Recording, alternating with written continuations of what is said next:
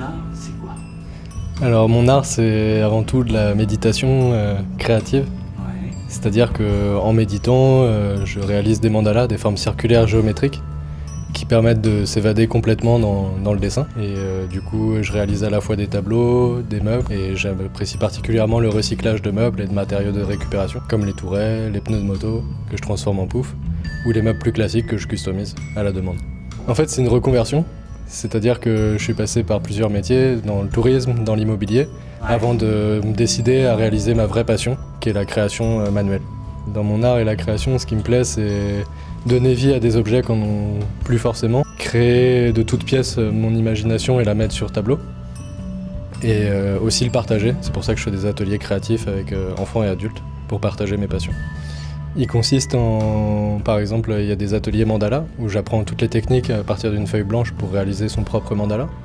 Des ateliers d'attrape-rêve, où j'apprends aux gens à construire leur attrape-rêve. Un attrape-rêve, c'est un objet amérindien, qui est placé dans le tipi normalement et qui attrape les mauvais rêves et les conserve dans une pierre placée au centre.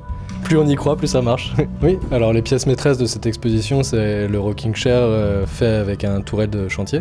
Donc c'est une bobine de câble normalement que j'ai transformée en rocking chair.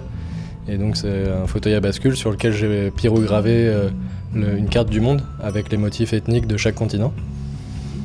Une deuxième pièce maîtresse, c'est la fresque Sacred Mountains, donc une montagne sacrée avec une lumière qui change de couleur, et c'est une fresque en 3D. C'est-à-dire qu'elle est constituée de plusieurs panneaux de bois superposés qui donnent un effet de relief à la montagne, ce qui m'a permis d'intégrer une lumière derrière. Il y a une table aussi qui est réalisée avec une ancienne estrade d'école et sur laquelle j'ai réalisé un mandala avec la technique de la pyrogravure, donc qui consiste à brûler le bois pour faire un dessin dessus. Je travaille essentiellement dans mon garage, qui fait office d'atelier.